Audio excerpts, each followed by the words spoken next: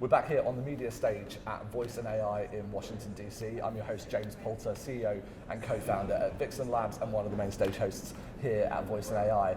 And throughout this week, we've been meeting some of our amazing sponsors and vendors that are joining us at this year's conference, and no less than Wysdom are the ones that we should be talking about right now. I'm joined by Ian Collins, who's the CEO at Wysdom. Ian, why don't you just tell us a little bit about yourself and what Wysdom does? Yeah, sure, absolutely. So I've been an entrepreneur for the last 30 years, starting a bunch of companies, mostly in enterprise software. And the company I'm currently the CEO of, called Wysdom.ai, we basically help large organizations make their chatbots great. So we've got an analytics suite that looks at their chatbot, looks at the performance, chatbots and voice bots, looks at their performance, understands really exactly what's going on, digs deep into the details, everything you need to know about your bot, how to make it better, report on it, improve it, run that continuous improvement cycle. So many bots in the world, and unfortunately a lot of them are, could use some help. Yeah, we're there to, maybe. Yeah, exactly, yeah. So we're there to really make them better. That's great. All that reporting and analytics and stuff to really tune them up. And that's the thing that people want the answers to is, well, what are these things doing? Absolutely. What help are they providing? Yeah. Now, in the past 12 months, since the explosion of ChatGPT, and not just ChatGPT, obviously many other technologies, but that has really lifted the expectation levels of customers from these experiences. Yeah. I've seen a lot with our customers at Vixen 5 years ago. The things we wanted to build, we can finally build today, but they want to know whether or not they're working. So absolutely. In the past year, as that evolution has happened, how are you guys changing the way in which you're thinking about approaching this challenge of large language model driven experiences? Yeah, it's really just been a huge tailwind, I think. There's been so much focus on AI. Like say ChatGPT launched late last year and really just brought so much attention to the industry. It had been going on for, like I say, the last 5, 6, 7 years. We've been seeing AI, chatbots, voice bots, but this tailwind of ChatGPT has just brought so much attention to it, which has been great for us. What we've really seen in the last 18 months or so, there's just been this massive wave of bot launches, chatbots and voice bots. Chatbots for the last 5 years, voice bots really the last year, 18 months have really taken off, and this new attention has brought everybody back to them and saying, okay, how is it really doing? And the sweet spot for us, our market, is people who already have bots. We don't sell chatbots. There's all the great platforms out there, lots to choose from. But we find clients who already have a bot, usually about a year after they've launched, when they start to struggle, when they start to ask the hard questions. What is it really doing? How is it really treating my customers? Right. How often are my customers really getting the answers they need? What should I do to fix it? And if I do fix it, did it have the impact I hoped it would? Right. All these kinds of questions are really, really common. We've spoken a lot at the conference this week about this idea of the human in the loop, the human on the loop, the human out of the loop, potentially. Yeah. But analytics has to be one area where the human does come back into that loop and applies that insight and applies that knowledge.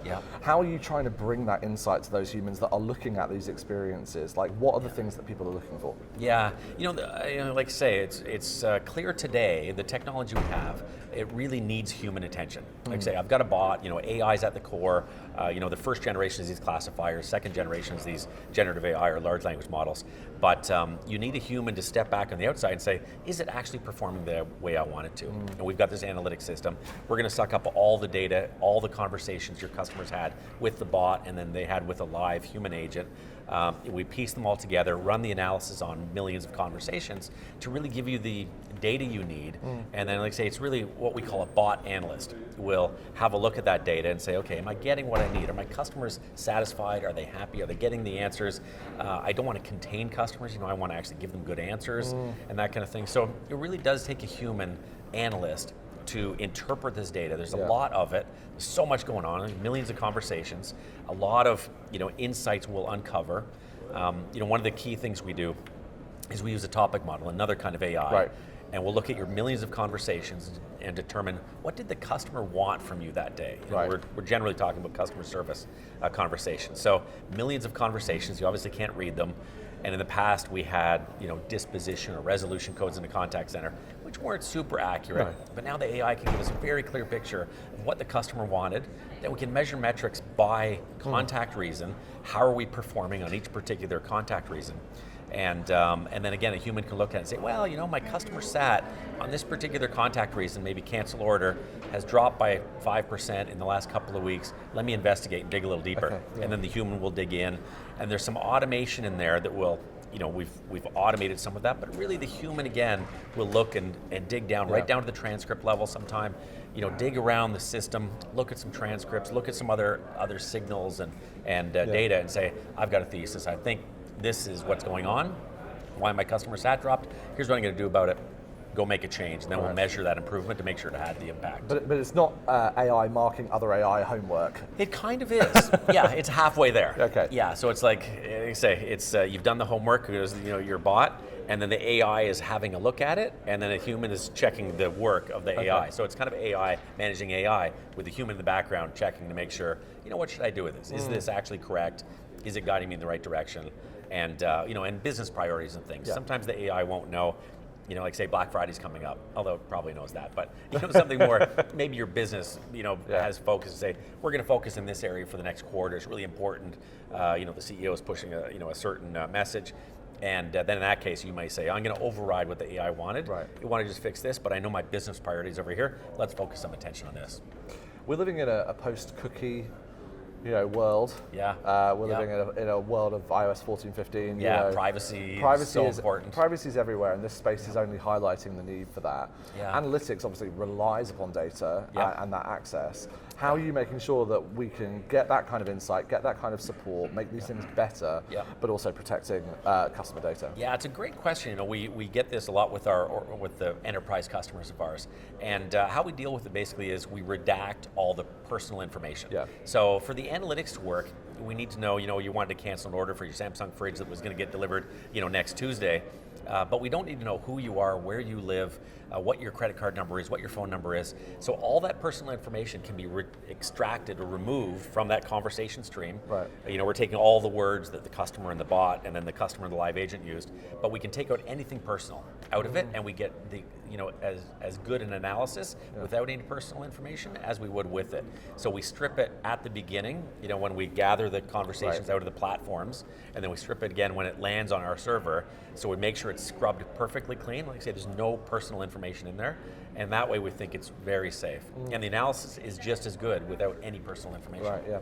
Now, in the large enterprise context, there's loads of different analytics tools and benchmarks and scores. This is a new environment. People what are we comparing this to? How are you guys thinking about that? It's a great question. Like you say, it's so new. Nobody knows. We talk to hundreds of bot teams. The people who already have bots, and then we call them bot managers. You're the bot owner, and you're managing this bot. Your job is to make it better, or report on it.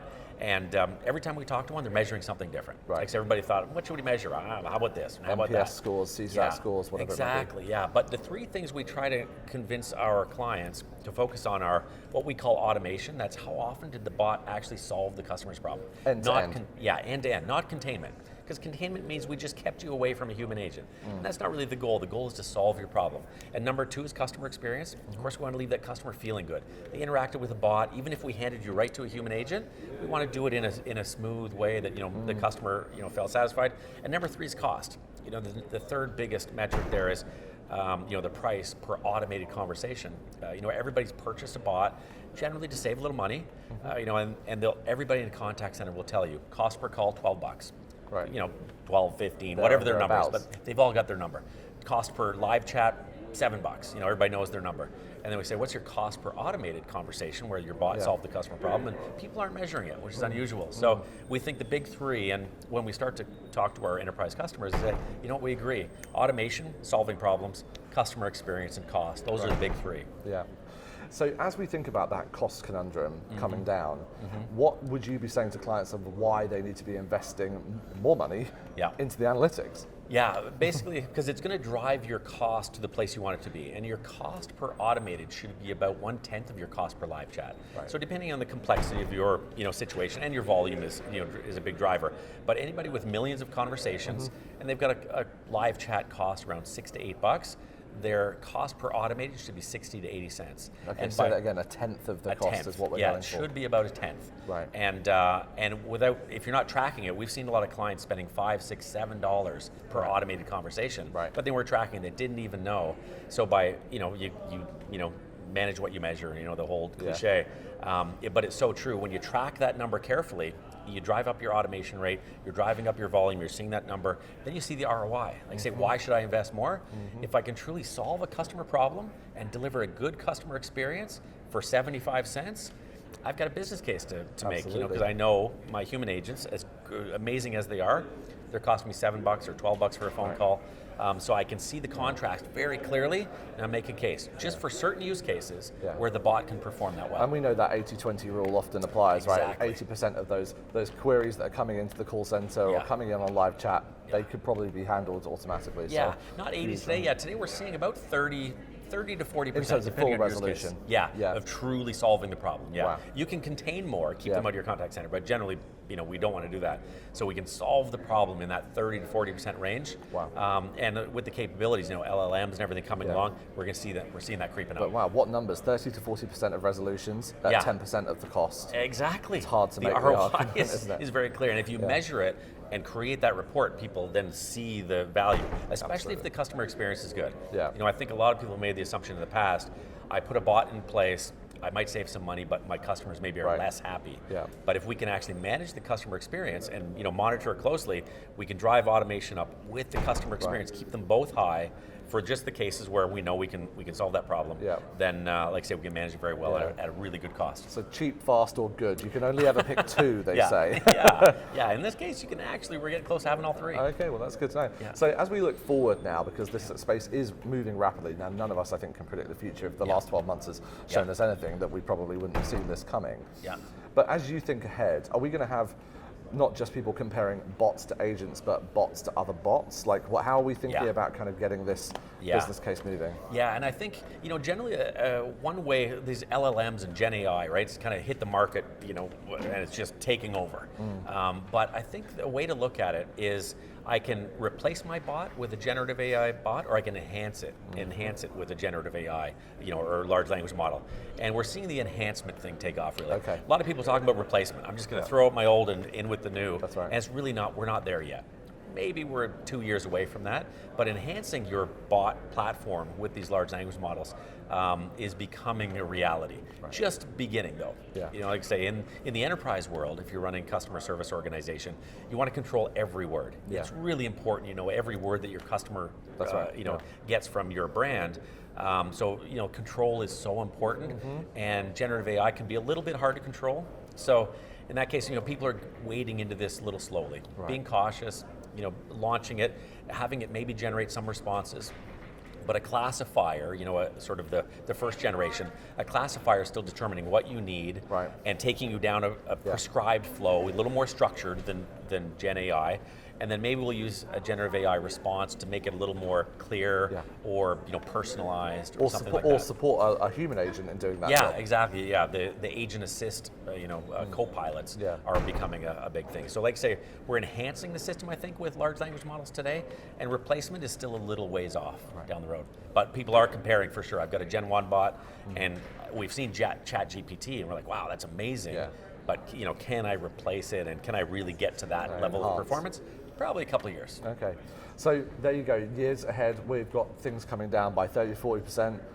Resolutions. We can get that cost down by 10%. With good customer experience. And keep the experience high. That's the promise. That's the magic. Okay, well, you heard it here. Hopefully that is helping you guys think about where you're going to start deploying analytics into this whole space of voice and AI, and Wysdom is a partner you can think about coming along to do so. John, Ian, if people want to get in touch with Wysdom, where do they go? Yeah, our website's a great place to start, wysdom.ai, WYSDOM.ai is our website, and we'd love to help you out. Excellent. Thank you so much for being with us, and Ian, thank you for giving us the time. We'll see you again on the next one.